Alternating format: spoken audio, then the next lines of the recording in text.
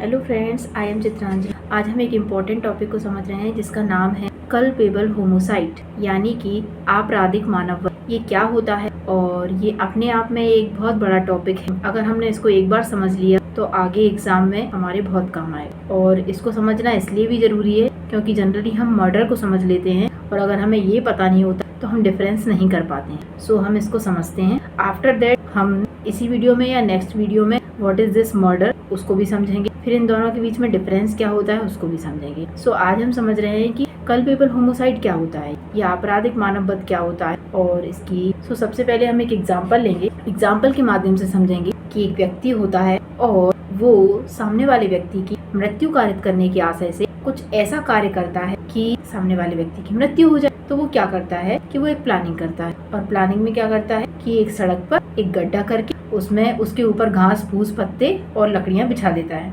उसे पता है कि सामने वाला व्यक्ति जिसका नाम बी है वो यहीं से निकलेगा और गड्ढे में गिरेगा तो मर जाएगा। ऐसा ही होता है, बी नाम का व्यक्ति उसी रोड से निकलता है और उसको पता नहीं है और वो उसी गड्ढे में गिर जाता है और उसकी मृत्यु हो जाती है। तो यहाँ पर इन्हें कल्पेबल होमोसाइड का ऑफेंस किया है। अब कैसे किया है, अब हम इसकी डेफिनेशन समझेंगे और इस एग्जाम्पल को हम डेफिनेशन से कनेक्ट करेंगे। और भी एग्जाम्पल मिलेंगे जिन्हें हम समझते चलेंगे। बेयर एक्ट में इसकी जो डेफिनेशन दी हुई है पहले हम उसको समझेंगे। तो आईपीसी के सेक्शन 299 में कल्पेबल होमोसाइड को डिफाइन किया गया है।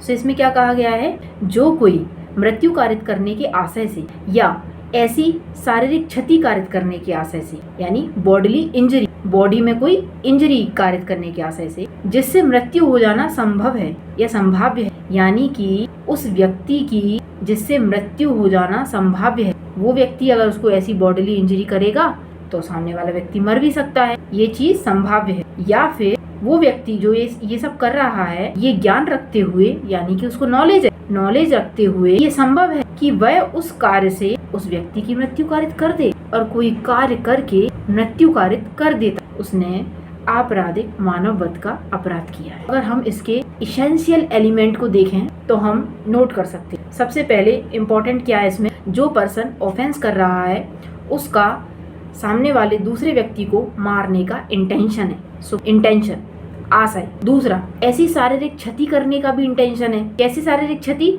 कि उसे पता है कि मैं इसको ऐसी बॉडी इंजरी करूंगा जिससे मृत्यु होने की संभावना है, इस बात का उसे ज्ञान है, यानी इंटेंशन प्लस नॉलेज। और उसके बाद वो ऐसा कार्य कर देता है। तो क्या है इसमें, कोई कार्य करके मृत्यु कारित कर देता है तो कहा जाता है कि आपराधिक मानववध किया है। ये तो डेफिनेशन दी हुई है वेयर एक्ट में। इसमें हम एक चीज और हाईलाइट कर सकते हैं कि इसमें सर्टेनिटी नहीं है, निश्चितता नहीं है। वो व्यक्ति सामने वाले व्यक्ति को डायरेक्टली नहीं मार रहा है, कोई कार्य कर रहा है, कोई कार्य करके मृत्यु कारित कर रहा है, ना कि डायरेक्टली कर रहा है। आपको ये बात समझनी पड़ेगी कल्पेबल होमोसाइड समझने के लिए। डायरेक्ट गन से शूट नहीं कर रहा है, अगर डायरेक्ट गन से शूट करेगा तो फिर तो वो मर्डर हो जाएगा। हम आगे नेक्स्ट क्लास में मर्डर क्या होता है वो भी समझेंगे, तब हम इजीली कनेक्ट कर पाएंगे। लेकिन अभी कल्पेबल होमोसाइड को समझिए आप कि यहाँ पर उस व्यक्ति ने कल्पेबल होमोसाइड का ऑफेंस किया। अच्छा, अगर हमने जो पहले एग्जांपल लिया था उससे अगर हम कनेक्ट करें तो उस व्यक्ति ने कोई कार्य किया है।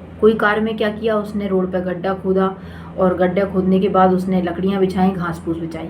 उसके बाद वो जानता था कि वो व्यक्ति इसमें गिरेगा तो मर सकता है, नहीं मरेगा तो बॉडी इंजरी हो जाएगी और बॉडी इंजरी होने के बाद भी तुरंत नहीं मरेगा तो बाद में मर जाएगा। इंटेंशन तो था ही उसका मारने का, लेकिन सर्टेनिटी नहीं थी, बच भी सकता था, बचने के बहुत कम चांसेस थे, तो वो इसी डेफिनेशन के अंतर्गत कवर हुआ है। दूसरा एग्जाम्पल हम लेते हैं। दो फ्रेंड हैं, एक का नाम है ए, एक का नाम है बी। ए और बी दोनों खड़े हुए हैं। ए जानता है सी झाड़ियों के पीछे छिपा हुआ है, लेकिन बी नहीं जानता। ए बी से कहता है कि तुम वहाँ पे गोली चला दो, सामने जो झाड़ियाँ लगी हुई हैं तो वहाँ पे गोली चला दो, गन लोगों के पास तो गन से गोली चला दो। अब बी नहीं जानता कि झाड़ियों के पीछे सी बैठा है, लेकिन ए जानता है और ए का इंटेंशन है कि सी की मृत्यु कारित हो जाए, सी मर जाए, और यहाँ पे बी गोली चला देता है बंदूक से। तो उसने कौन सा ऑफेंस किया है, तो यहाँ पर बी ने कोई ऑफेंस नहीं किया क्योंकि उसे जानकारी नहीं थी, लेकिन ए ने कल्पेबल होमोसाइड का ऑफेंस किया। ये एग्जाम्पल भी इसी के अंतर्गत आएगा और वो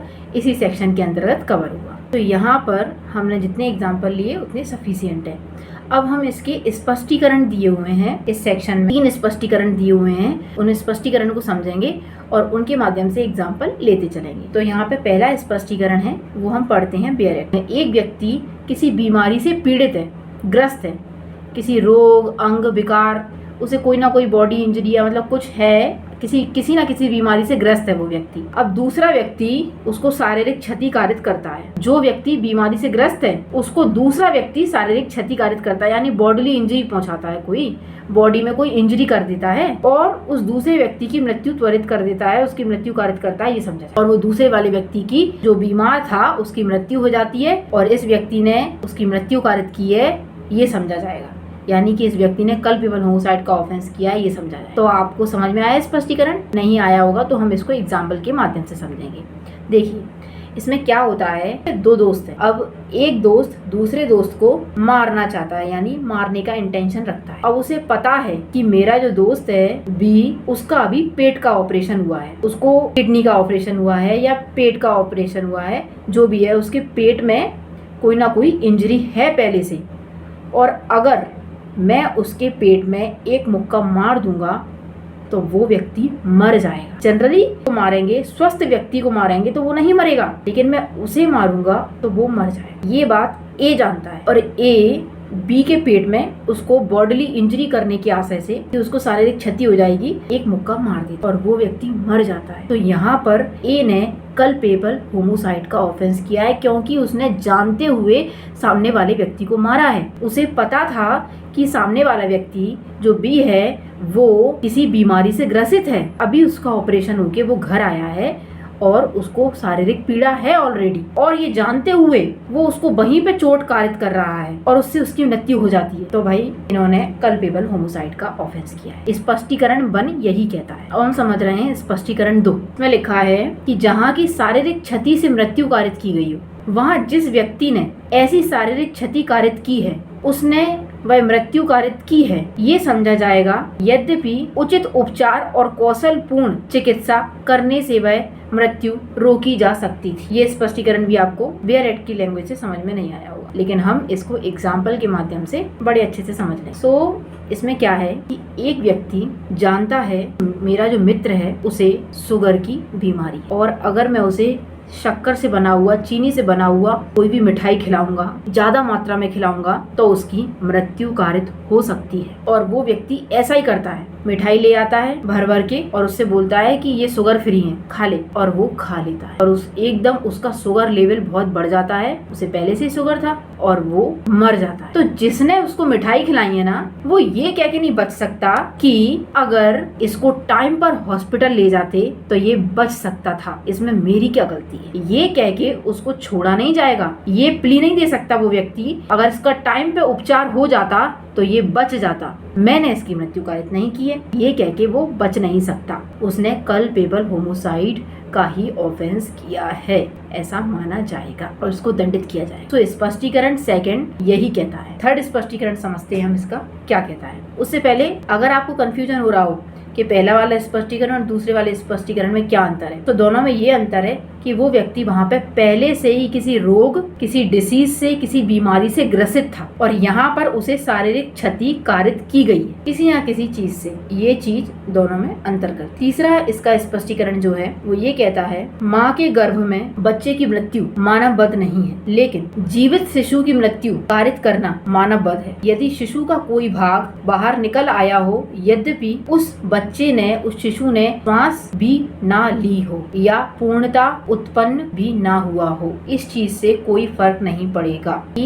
यदि वो बच्चा माँ के गर्भ में है तो आपराधिक मानववध नहीं माना जाएगा, और अगर माँ के गर्भ से थोड़ा भी उसके शरीर का कोई भी भाग बाहर निकल आया हो, भले ही उसने सांस भी ना ली हो, पूर्णता उत्पन्न भी ना हुआ हो, तब भी आपराधिक मानववध की श्रेणी में आए। तो फ्रेंड्स, लास्ट स्पष्टीकरण भी आपको समझ में आ गया होगा कि अगर माँ के गर्भ में कोई बच्चा मर जाता है तो वो आपराधिक मानववध की श्रेणी में नहीं आएगा, लेकिन माँ के गर्भ से उसका कोई भी भाग बाहर निकल आता है और तब वो बच्चे की मृत्यु कारित करता है कोई व्यक्ति, तो वो आपराधिक मानव वध की श्रेणी में आएगा, भले ही उसने सांस भी ना लिए हो और पूर्णता उत्पन्न भी ना हुआ। तो ये आपराधिक मानव वध की परिभाषा प्लस 3 स्पष्टीकरण और एग्जाम्पल इसमें दिए गए हैं। आज हमने कल्पेबल होमोसाइड को समझा। अगर हम कल्पेबल होमोसाइड का स्टार्टिंग से समझें, जो साइड वर्ड होता है ना, उसका मतलब होता है हत्या। जो होमोसाइड, इसका मतलब जैसे कल्पेबल होमोसाइड, कल्पेबल होमोसाइड का मतलब है आपराधिक, कल्पेबल का मतलब है आपराधिक, होमो का मतलब है मानव, साइड माने हत्या। तो जो साइड वर्ड है ना, ये रूट वर्ड, ये